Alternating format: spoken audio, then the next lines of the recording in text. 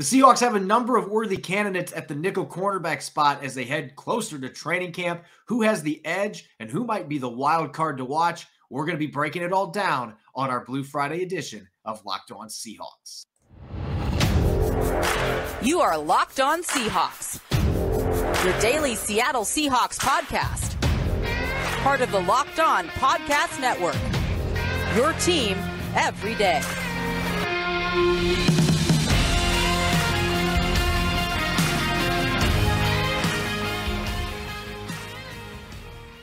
Greetings, 12s. This is Corbin Smith, your host for Locked On Seahawks. Joining me for our Blue Friday episode, my co-host, Nick Lee. Thanks, as always, for making Locked On Seahawks your first listen 5 days a week. We're really fired up about today's Blue Friday edition episode. Got a lot of really fun topics that we're going to be diving into. And like we love to do on Friday, we've got a game coming up later in the show as well. Going to be breaking down the slot cornerback position in our latest depth chart review.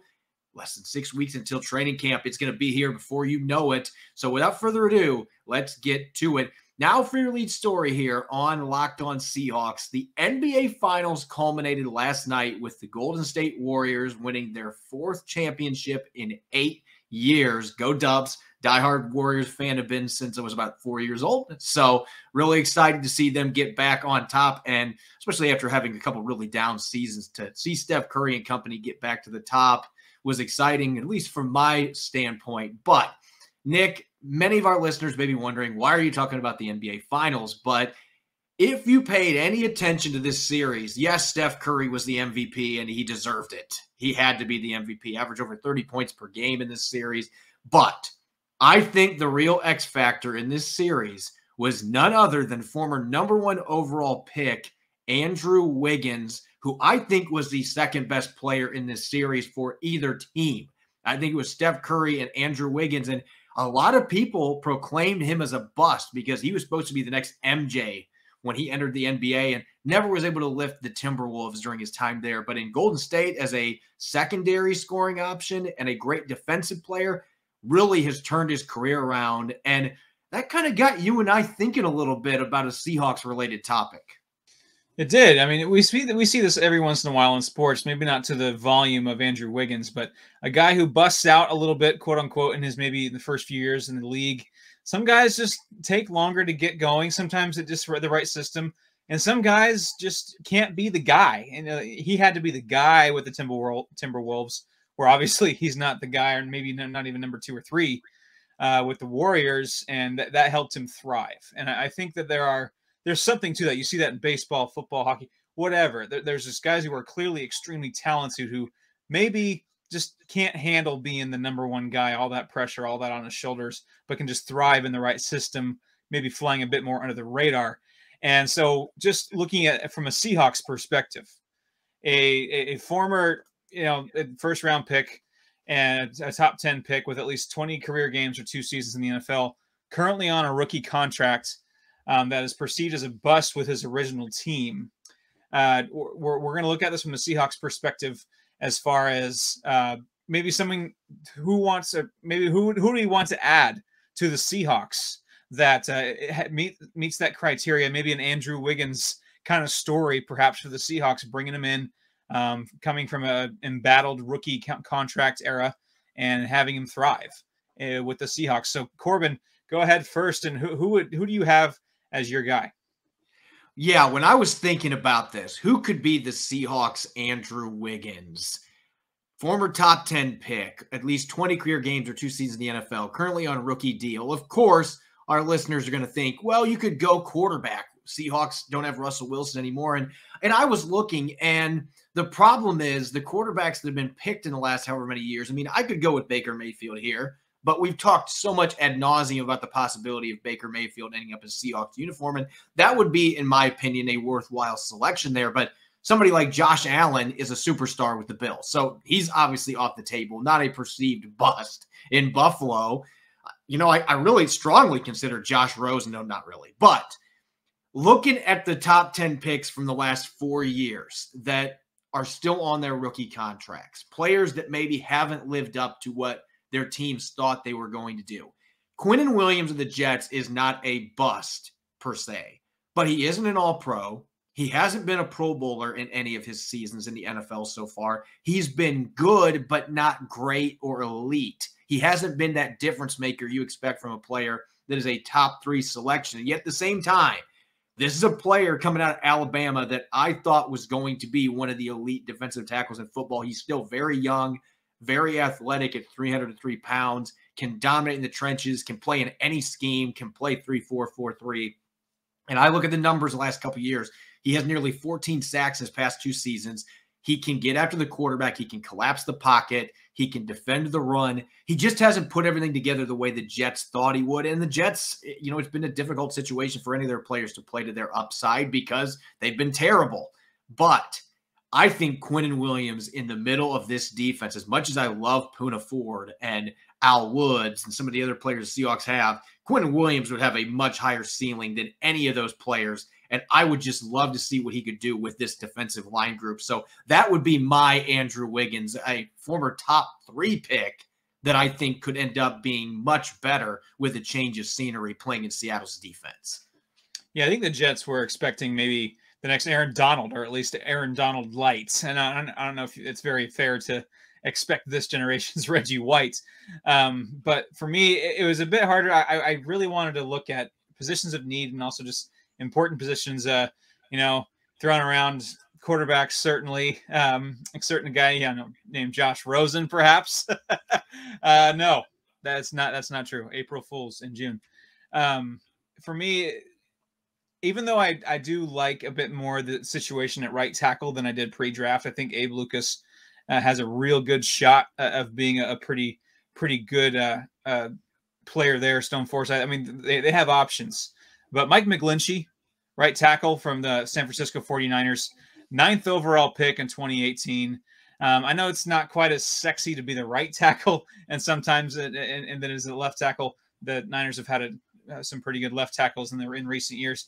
But Mike McGlinchey, he's been a solid, steady starter there in San Francisco. Hasn't made any Pro Bowls, hasn't made waves in that way, but he's been steady, and he started 16 games 2 of the first 3 years, only played 8 games last year. But he's just a solid option, I think, at right tackle to solidify that right side, and especially with Charles Cross. I just think the 2 tackle positions, you can never have enough depth behind there because, especially with how young the Seahawks are in offense, you get 1 or 2 injuries on the tackles, and it can get really hairy really fast. And I think we're all excited for Charles Cross and even Abe Lucas on the right side, but adding a Mike McGlinchey to the mix, not necessarily. I don't know if I'd qualify him as a bust. He's been pretty much an every week starter besides last year. But I think that this is an opportunity to where that they can at least upgrade and solidify that right side, even if it's not the sexiest pick. I think that he could find success here. Yeah, I think Williams and McGlinchey both fit in the Andrew Wiggins mold in the sense that they have been quality NFL players, but maybe haven't lived up to expectations. I think the 49ers thought McGlinchey was going to potentially be an all-pro guy. When you pick a player in the top 10, those are the kind of players that you're looking for. And he's been a good starter when healthy, but some injuries have hurt him, and he has never really ascended, I think, the way they thought he would. But, again, it could be a player that I think in the offense Shane Waldron is running could be a very interesting fit. So either one of those players, I think, would be a really fun addition to the 2022 Seahawks. And I think both these guys could have a significant impact, that really moves the needle. These guys are not just players that you're bringing in to fill gaps. They can be true difference makers. And that's what Andrew Wiggins ended up being for the Warriors as they got back on top, again, with their 4th championship in 8 years. Coming up next, we're going to continue our position-by-position depth chart review. I looked at outside cornerbacks earlier this week. We're going to move inside to the nickel cornerback position, which continues to become more and more important in today's NFL. Who stands out as a projected starter? What wild cards should people be watching? We're going to be breaking that all down here in a moment. At BlueNile.com, you can celebrate all of life's special moments, from creating the custom engagement ring of your dreams to gifting a classic and timeless jewelry piece. all at prices you won't find at a traditional jeweler. Whether you're ready to pop the question or you're celebrating a milestone moment, find jewelry as unique as her with the modern convenience of online shopping at BlueNile.com. Build the engagement ring of her dreams or celebrate life's special moments with fine jewelry. No matter what you're looking for, Blue Nile has jewelry experts on hand 24/7. Make your moments sparkle with jewelry from BlueNile.com, and Locked On Sports listeners get $50 off purchases of $500 or more. This podcast exclusive includes engagement. Use the code Locked On. Every order is insured, ships free, and arrives in discreet packaging that won't give away what's inside. Shop stress-free and find your forever piece. Go to BlueNile.com today. You're listening to the Locked On Seahawks podcast, Blue Friday edition. This is your host, Corbin Smith. Joining us for today's show, my co-host, Nick Lee. Thanks as always for making Locked On Seahawks your first listen 5 days a week. We greatly appreciate it. Continuing our position-by-position depth chart review, earlier this week I looked at outside cornerbacks. We split this position group up because it feels like about a quarter of the roster is cornerbacks going into training camp, and so I figured we can't cover all the bases with the slot corners as well. Let's dedicate an entire segment to just that position because I think this is going to be one of the more intriguing competitions to watch on the defensive side of the football because you've got a number of players who certainly could be in the mix for a starting role or at least a situational role. And I think that's what makes it fun to look at this group is I think you have 3 or 4 guys that could play snaps depending on the opponent and the situation, different sub packages you could call for different players with different skill sets. So again, I think it's going to be a very competitive position group. I would even call it fierce. I really do. I think this could be a very fierce battle. The quality they brought in, Justin Coleman, a familiar face, against a couple incumbents, Ugo Amadi and Marquise Blair. I think those 3 are going to participate in a pretty fierce battle for that slot corner spot. And really, as a Seahawks fan, guy who whoever cares about the Seahawks' success, you could be talked into being okay with any 3 of those guys becoming the slot corner. There's no, at least for me, I don't feel like one has this. I think Justin Coleman is probably the leader in the clubhouse, so to speak, just with his experience and how much success he had in Seattle a few years ago and his veteran presence. But Ugo Amadi and Marquise Blair have shown when healthy, they're more than capable of taking on this role. And so all things equal, I think Justin Coleman is probably the favorite, but I can be talked into one of Marquise Blair or Ugo Amadi being the guy and being okay with that and sleeping okay at night, knowing that they're the slot corner. But this will be a very fascinating one. It's funny to talk about how the slot corner position is a fierce, entertaining battle, but I truly think it's going to be. And I mentioned this a few minutes ago. This is such an important position in today's NFL because teams don't spend very much time in their base defenses going against these pass-happy offenses. You're playing nickel and dime packages more than 50% of the time. So you need to have quality guys at that nickel position. I think you got to plural that. There's got to be multiple players that you can play for different situations. And the Seahawks have put themselves in a good spot there because Ugo Amadi, Marquise Blair, and Justin Coleman are all different players with different strengths. I think of that group, Justin Coleman is clearly the best man cover slot that they have. I think Ugo Amadi's pretty solid in the zone, and Marquise Blair can do things that neither one of the other 2 guys can do as far as blitzing and being able to stuff the run, his physicality. He's that true big nickel. So like you said, I think I could be talked into any of these 3. If Marquise Blair can stay healthy, I still think he's got the highest ceiling of any of these players playing that spot. But I would roll with Coleman right now as my starter just because you know what you're getting, the consistency that he's had throughout his career. And he's just a really darn good slot corner. So that's who I would have pegged in there right now. But I could see it being any of those 3 players ending up getting the majority of the slot reps. As far as sleepers go, I showed that list. I'll show the list again, the players that we have down. My sleeper is not on this list because Coby Bryant has not played very much slot corner at his time in Cincinnati, but, and I'm saying this just from being at their mini camp, and obviously Marquise Blair was not able to participate, but Coby Bryant was getting some snaps out of the nickel. I think the Seahawks want to find a way to get him on the field any way they can, and if they have a combination on the outside they already like, or if Trey Brown is still going to get that starting job back when he's healthy, however that works out, Kobe Bryant has the football savvy to play any of the cornerback spots. And you know he's going to bring ball hawking abilities, and he's going to be able to come up and tackle people. He can do all those things. Not as athletic as some of the other corners on this list, but I think he could play any of those 3 spots. So Kobe Bryant's my sleeper. Not on the list there, but if he isn't playing on the outside, the Seahawks, they may very well decide, you know what? We're going to put you in its slot, and we're going to let you compete there against the other bodies that we have. And it would make this intense competition even fiercer in August. And based on what I've read about Kobe Bryant, I haven't met him, but just the things I've gathered, he wouldn't back down. He would embrace that. Yeah. He has that Mamba mentality. That's the kind he of is the red Mamba. The low-hanging fruit there, but it certainly is true. Obviously, for me, Justin Coleman is the favorite. If we're doing Vegas odds, Justin Coleman certainly has the upper hand there. He was a revelation when the Seahawks brought him in a few years ago in 2017. A few years ago, that's 5 years ago now. It's kind of crazy. All they paid for him was a 7th-round pick to the Patriots, and played in all 32 regular season games in 2017, 2018.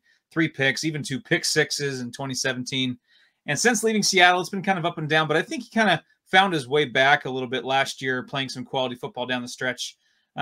He allowed just a 63.4 passer rating and 38 targets with the Dolphins. So pretty darn solid numbers there. So I think he can be reinvigorated with a return to Seattle. Some similar schemes, similar personnel and coaching, at least, even though there's a bit of a different look. Ugo Amadi, he's averaged about 55% of defensive snaps the last 2 years, certainly got full of experience. As far as sleepers go, I know it's kind of a cop-out, but I think people are sleeping on Marquise Blair. I know that we just talked about him as a top option to be a starter, and maybe not as a sexy of a sleeper pick as maybe Kobe Bryant is, but I think people are sleeping on his dynamic abilities, just with all he can do as a free safety and big nickel corner, even though he's a dirty Utah Ute. I think he's got plenty. I had to throw that in there. You know how it goes. But I think very highly of Marquise Blair. If he can stay healthy, he's got some really great abilities. He brings the lumber. He's athletic as heck. I think that he has a lot of things to bring to the table. Yeah, tools in his utility belt that the other guys just don't have. But I think we're all kind of sleeping on him a little bit just because of his injury history. I know that's kind of a cop out to say that, but don't sleep on Marquise Blair quite yet, even though he hasn't been able to get back on the regular program. But when he does, I wouldn't be shocked if he does start making waves. See, Blair's my wild card here because we know what he's capable of. I don't know that anybody is necessarily sleeping on him. He just hasn't been available. If you were at training camp a couple years ago, I've been saying this time and time again. He was the best player on the field at training camp 2 years ago. And then week 2, KJ Wright inadvertently hits his helmet against his knee. Done for the season, torn ACL. Last year, fractured kneecap.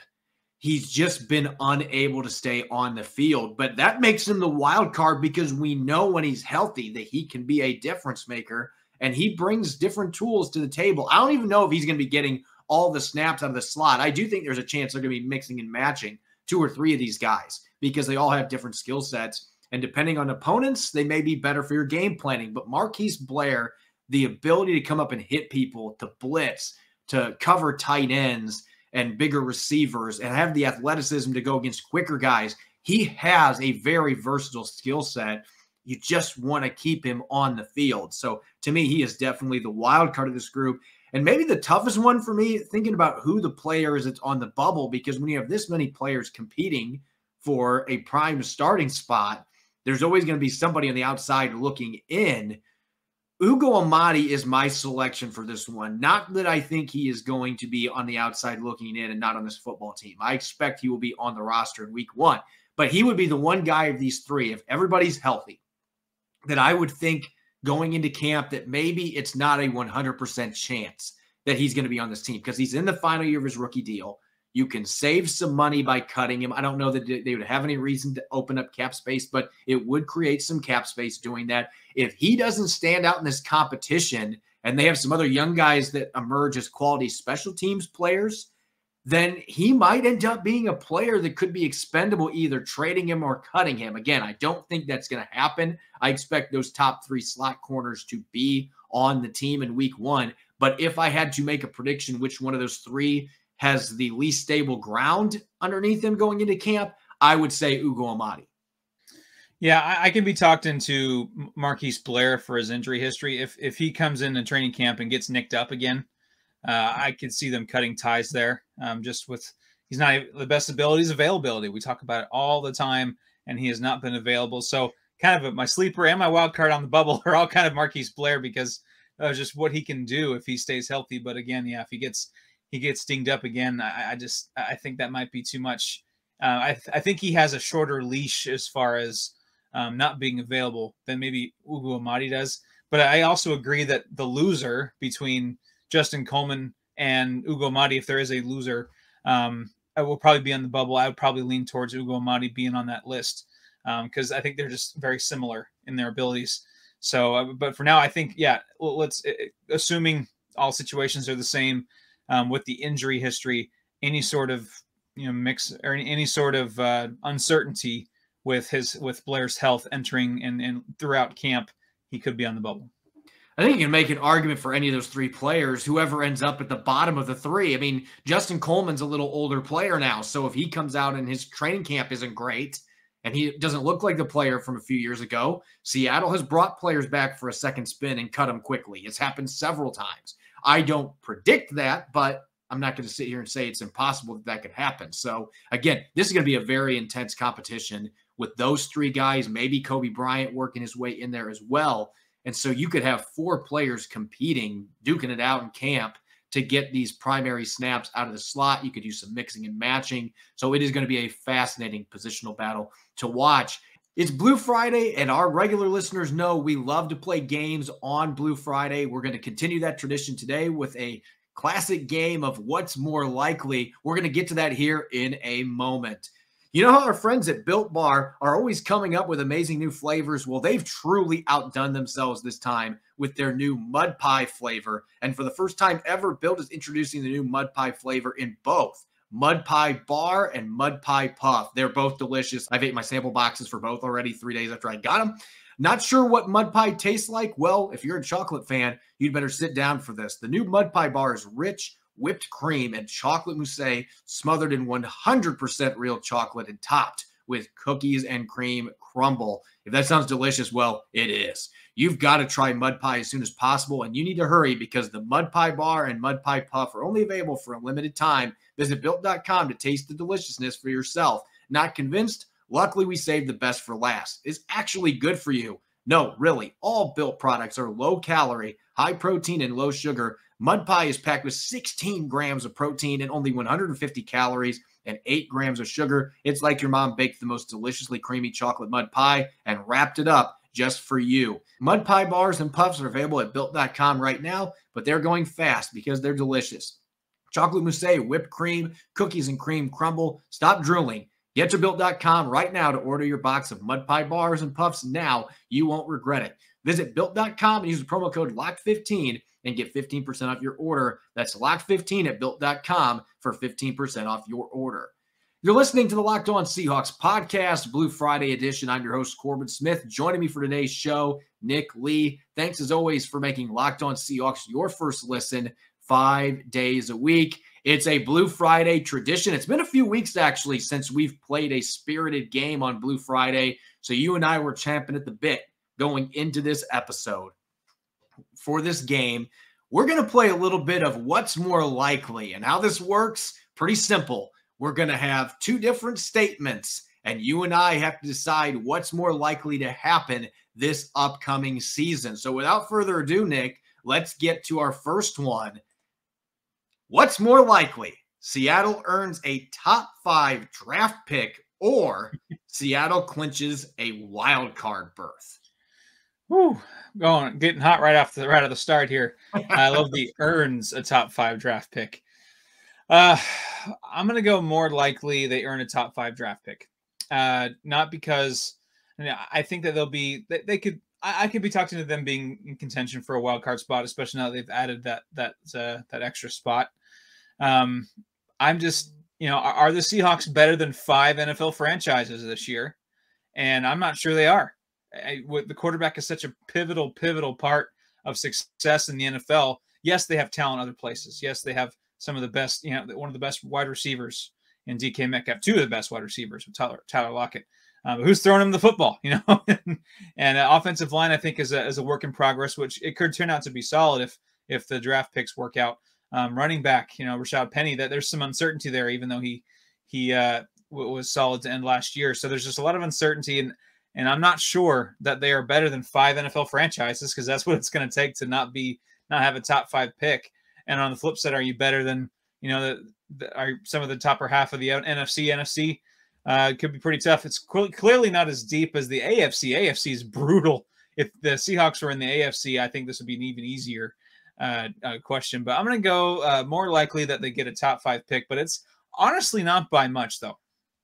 I'm going to go the other direction. I don't think they make the playoffs, but I think this team has too much to play for. I think they have too many quality veterans. I just can't see this team going out and winning 4 or 5 games and getting a top 5 pick, especially in the NFC. As you just mentioned, the NFC is significantly weaker now than the AFC. So I think that matches up well with this football team. They're going to be wanting to prove people wrong. The veterans that are still in this roster, like Jamal Adams, Quandre Diggs, Jordan Brooks, DK Metcalf, Tyler Lockett, Pete Carroll on the sidelines. Pete Carroll's not tanking at 70 years old. That's not going to happen. So I think this team is going to be competitive.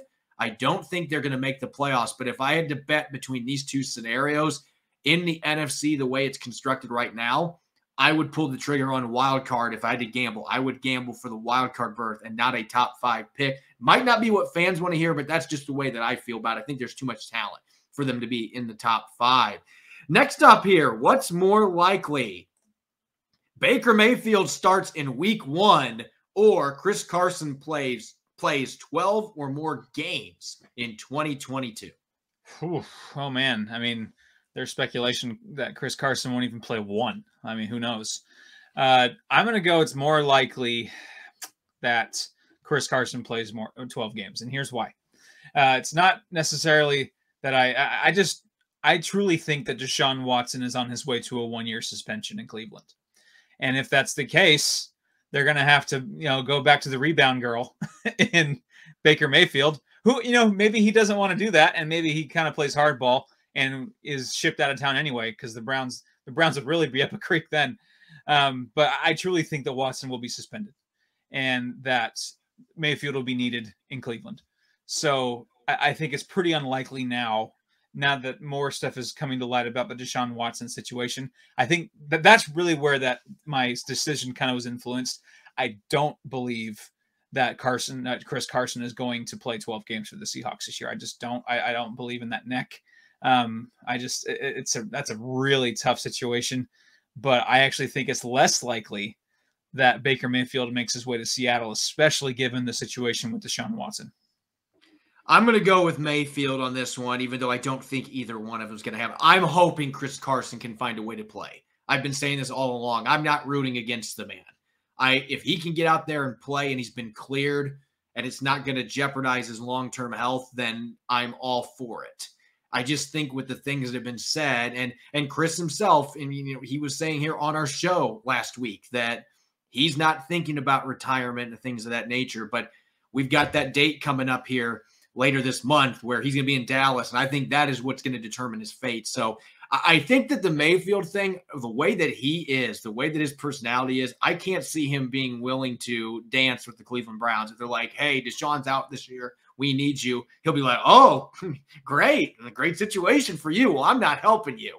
I just can't see Baker Mayfield doing that, and they signed Jacoby Brissett. So I would say there's a more outside chance that Mayfield ends up in Seattle than the other scenario where Chris Carson plays 12 games. I don't think either one of them ends up happening, though. Next one here. What's more likely? Drew Lock throws 20 touchdowns or Russell Wilson misses the playoffs in his first year with the Broncos? Well, this isn't sour grapes, okay? This isn't me being salty. This isn't me wishing ill will on Russell Wilson at all. Have you seen that division? I'm going to go more likely that Drew Lock throws 20 touchdowns. First, I truly think that he can still beat out Geno Smith and be the guy. I do. That's a battle to be decided in the coming months. If he is the guy from day one, if he plays 17 games as the starter, I could see Drew Lock saying such a small, the standard. Russell Wilson would do 20 touchdowns in 4 games. But I could see him throwing 20 touchdowns. I do, as long as he's the guy from day one with the pieces around him that I think he's got a better supporting cast right now than he did in some of his time with Denver. So, I also don't believe in the Broncos navigating that division. That division is insane. And, is Russell Wilson the top 5 quarterback anymore? I know that's easy to say now that he's gone and out of town and we're going to kick him while he's out the door. But is he a top 2-3 quarterback in that division? I mean, that division's crazy. So it's more of a disbelief in the Broncos as a team getting it done in such a heavy conference and division than it is me believing that Drew Lock is going to be, Pro Bowl or anything. This one was actually pretty easy for me because I don't think Drew Lock even starts in week 1 for the Seahawks. I think Geno Smith is going to win the job. Now, I could change my opinion on that because I do think it's close right now, but I think Geno starts. So getting to 20 touchdowns is pretty hard when you're on the sideline.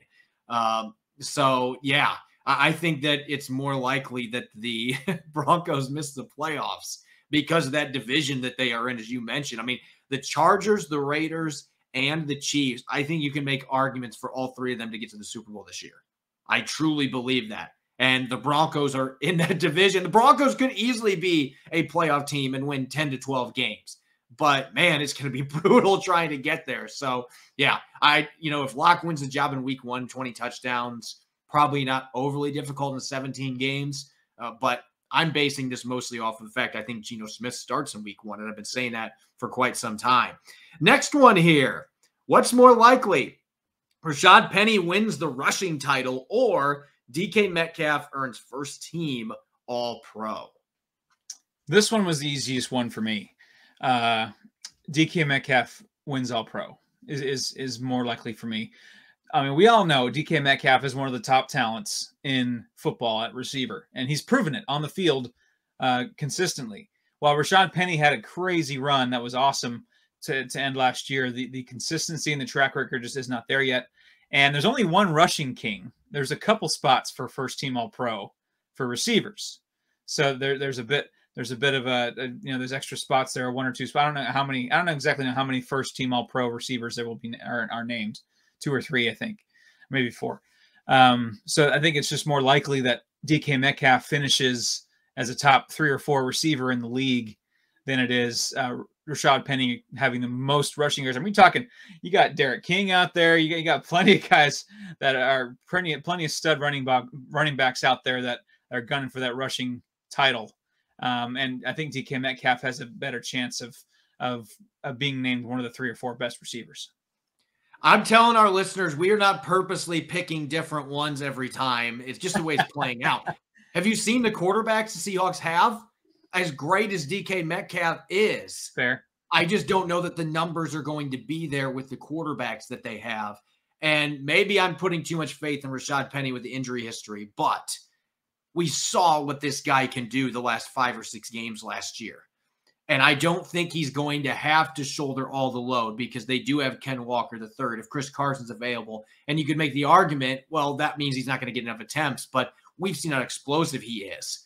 I don't know that he has to have a huge workload to rack up 1,500 rushing yards in the season with how explosive he is. And so I think with the way this offense is constructed, the quarterback situation, I actually would lean towards Rashad Penny here of these 2 winning the rushing title because he showed he has that kind of talent late last season. It's going to boil down to staying healthy and how the offensive line blocks in front of him. Next one, what's more likely? Going to the defensive side of the ball, Darrell Taylor registers 12 sacks or Kobe Bryant picks off 3 passes as a rookie. I think 3 interceptions for a rookie who isn't guaranteed a starting spot at this point is a pretty tall ask. And meanwhile, I think we're both pretty squarely on the Darrell Taylor hype train. I think we both boarded that train and have left the station with it. I've been a big proponent of Darrell Taylor since day one, since I saw him come out of Tennessee. And he just has got that build, that physique, that game, those traits that scream double-digit sacks to me. And I think his 6.5 sacks last year was just scraping the surface of what he could do and some of his potential. Second on the team with 22 pressures. And I think that and especially now that there's an extra game at 17 games, I think that adds maybe a bit more to getting 12 sacks. 12 sacks is a pretty tall number. The Seahawks don't have guys that get to that. Have not had a guy get to that in a while. I think I'm not quite sure the last time the Seahawks had a guy reach that number. Maybe since Frank Clark. I don't know if he got there, but that's also a tall number. But I just think with the maybe limited amount of snaps Coby Bryant starts out with, and even if he does start 3 interceptions, we've seen some pretty fine cornerbacks come through town that don't get 3 picks in a year. Shaquille Griffin was never a pick happy guy. And so just with his maybe limited opportunities, at least early on, and maybe as he earns himself playing time later on, he can get that. But 3 picks is pretty hard. I really, truly think Darrell Taylor is a sleeper Pro Bowl pick this year. Yeah, I'm going to agree with you on this one. And I like Coby Bryant a lot. I think he could play a lot of snaps as a rookie, but 3 picks is a lot, even for a player with his ball skills. And I've seen him on display at OTAs and minicamp. This guy plays like a receiver at the cornerback position. He has very good hands. So 3 picks might not be that crazy if he plays extensive snaps. But I think Darrell Taylor is ready to explode. I've been saying it for the last couple months. And I think in this 3-4 scheme where he's pinning his ears back off the edge with his explosiveness, his ability to bend around the corner, his surprising ability to turn speed to power as a bull rusher, I think he is ready to blow up this year. So 12 sacks is a lot. Frank Clark is the last one that had that many, 13.5 sacks his final season with the Seahawks. I think that we could see Darrell Taylor come very close to that mark in 2022. I think he's ready for a monster 3rd season with the Seahawks. And we have one more here, actually. One more category here. What's more likely? Corbin breaks 5 seconds in the 40, and it should say in 2023 because I already failed at that this year. Or Nick qualifies for a semi-pro golf event. Whew. Well, what was your 40 time again? I ran 5.5 in 5. March. 5. So you got to cut off half a second. Yeah. Oh, man. Well, I think you cutting half a second off of your 40 time might be more likely than a 19.5 handicapper making a semi-pro golf event. I can't even my dad is, 50-something years old and in about as good a shape as me, and he still kicks my trash all up and down the golf course. So if he's not making semi-pro events, I have no hope either. I'm just happy when I break 100. Really, I broke 90 the other day at Apple Tree in Yakima, and I was like doing cartwheels. So if I'm doing cartwheels breaking 90, I'm not quite sure I have the right standards to make a semi-pro golf event. Just so you don't play in that pro league in that the Saudis are sponsoring. Well, if you want to pay me $200 million, I mean, I wouldn't be mad at it. Yeah, I think that the likelihood of either one of these happening in 2023 is probably pretty slim. I have been running sprints 2 times a week ever since the combine that we have for the media because I was upset. I will admit, I was upset. I showed up around 240 pounds. That was way heavier than what I wanted to be. I'm down to 225 right now. Best shape of your life. Here we go. If I'm at 215 next March and they do the combine again, I don't know that I can cut half a second is a lot to cut in a year, but who knows? Who knows? I mean, if I fix the technique stuff, it might be possible that I can get close to doing that, but I'm not running sub 4.5s like I did 14, 15 years ago. That athlete is gone. So yeah, probably a long shot for either one of us to do that, but we will both make that our goal this next year. And, we're not going to be Peter LaFleur of dodgeball. We are going to actually have goals and try to attain them. Anyway, as always, thanks for making Locked On Seahawks your first listen 5 days a week. You can follow me on Twitter at Corbin Smith NFL. You can follow Nick at NickLee51. We'll be back coming up on Monday. I'm going to continue diving into our position-by-position review, and I'm hoping Rob Rang will be back on the mend from his sickness that cost him most of the episodes this week. Hopefully we'll have Rob back in action, and we can continue our 90-player previews with numbers 85 through 81. Enjoy your weekend. Stay safe. Thanks for listening. Go Hawks.